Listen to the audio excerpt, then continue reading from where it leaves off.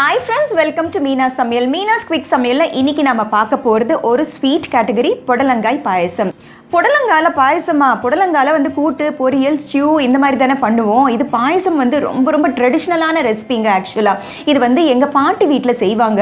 ரொம்ப டேஸ்டியாக இருக்கும். அதுவும் நாட்டு காய்கறி வந்து நிறைய நார் சத்து இருக்குது, நிறைய நீர் சத்து இருக்குது. முக்கியமாக வந்து இது சம்மர்ஸில் சாப்பிட்டா உடம்புக்கு வந்து ரொம்ப கூலண்ட். அண்ட் பாசிப்பருப்பு சேர்த்து செய்கிறதுனால உடம்புக்கு குளிர்ச்சி அண்ட் டைஜஷனுக்கும் ரொம்ப நல்லது. ஸோ வாங்க இந்த புடலங்காய் பாயசம் எப்படி செய்கிறது அப்படிங்கிறத பார்ப்போம். புடலங்காய் பாயசம் செய்ய தேவையான பொருட்கள்: ஒரு புடலங்காய் வந்து வேர்ட்டிக்கலாக நான் ஸ்லிட் பண்ணிவிட்டு உள்ள விதையெல்லாம் எடுத்துகிட்டு இந்த மாதிரி செமி சர்க்கிளாக கட் பண்ணி எடுத்து வச்சுருக்கேன்.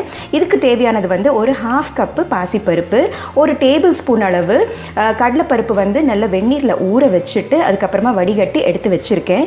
இந்த மூணுமே சேர்த்த மாதிரி ஈக்குவலாக ப்ரொபோர்ஷனட்டாக வந்து வெல்லம் வந்து நல்லா க்ளீனாக இருக்குது. நான் அதனால் டைரெக்டாக சேர்க்க போகிறேன்.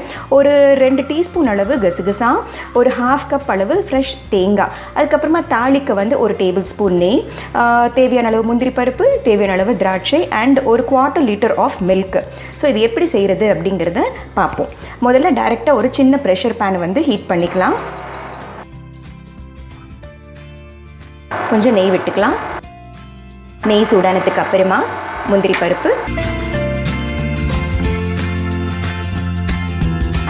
அடுத்து உலர்ந்த திராட்சை. ஸோ இது நல்லா செவந்ததுக்கு அப்புறமா இதே பவுலில் வந்து ரிமூவ் பண்ணி எடுத்து வச்சுக்கலாம். கடைசியில் சேர்த்துக்கலாம். ஸோ இதெல்லாம் சேர்த்தாச்சு. அடுத்தது இதே பேனில் லெஃப்ட் ஓவர் நெய், அடுத்து இந்த புடலங்காவை சேர்த்துக்கலாம்.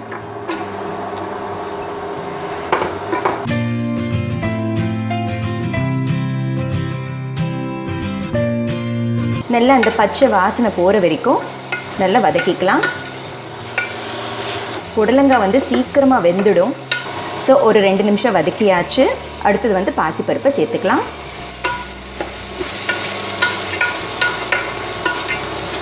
அதோட இந்த ஊற வச்ச கடலைப்பருப்பு சேர்க்குறது அப்படிங்கிறது ஆப்ஷனல்.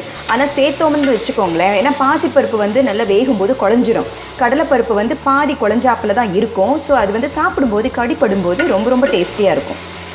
அது வந்து நெய்யில் வேறு வதக்கி நம்ம செய்கிறோம் இல்லைங்களா. ஸோ ரொம்ப டேஸ்டியாக இருக்கும்.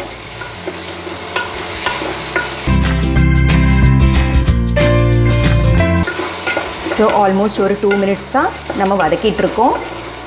அடுத்தது இதுக்கு உண்டான தண்ணி.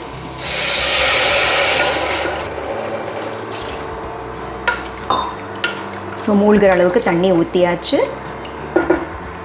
அடுத்து குக்கரை க்ளோஸ் பண்ணி வெயிட்டை வச்சிடலாம். ஒரு 3 விசில் வர வரைக்கும் வெயிட் பண்ணலாம்.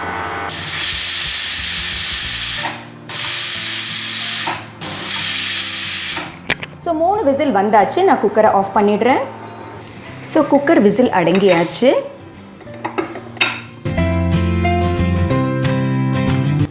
இப்போ பார்த்தீங்கன்னா நல்லா மேஷ்டாக இருக்குது பார்த்தீங்களா. இப்போது இதே குக்கரை திரும்பவும் ஹீட் பண்ணிக்கலாம். ஸோ இந்த வெல்லத்தை வந்து நம்ம சேர்த்துடலாம். ஃப்ளேம் வந்து கொஞ்சம் மாட்ரேட்டில் வச்சுக்கலாம்.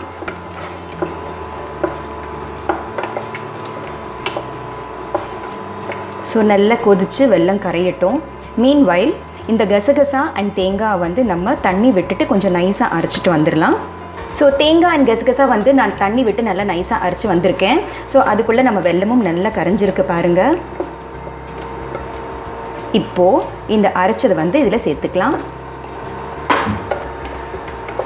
ஒரு 2 நிமிஷம் கொதிக்கட்டும். கசகசாவோட பச்சை வாசனை போகணும். ஆக்சுவலாக இதுவே வந்து நிறைய தண்ணி விட்டு டைல்யூட் வேர்ஷனில் கூட நம்ம பாயசமாக வந்து கம்ப்ளீட் பண்ணிக்கலாம். ஆனால் நான் பால் சேர்த்து இன்னும் கொஞ்சம் ரிச் ஆக்க போகிறேன். அண்ட் வெல்லம் சேர்க்குற பதிலாக சர்க்கரையும் சேர்க்கலாம். இப்போ பாருங்கள் நல்லா கொதிக்க ஆரம்பித்தாச்சு. நல்லா ஸ்டவ் சிம்மர் பண்ணிக்கலாம்.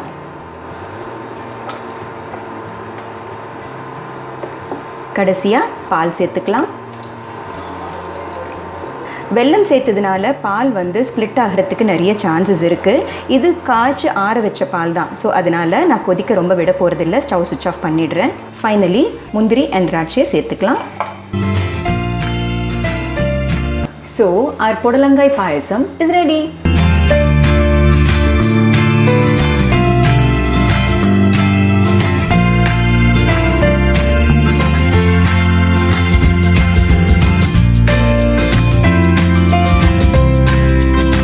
புடலங்காய் பாயசம் எப்படி செய்கிறது அப்படிங்கிறத பார்த்தீங்க இல்லையா? கண்டிப்பாக இது ஒரு 1 pot மீல் தாங்க.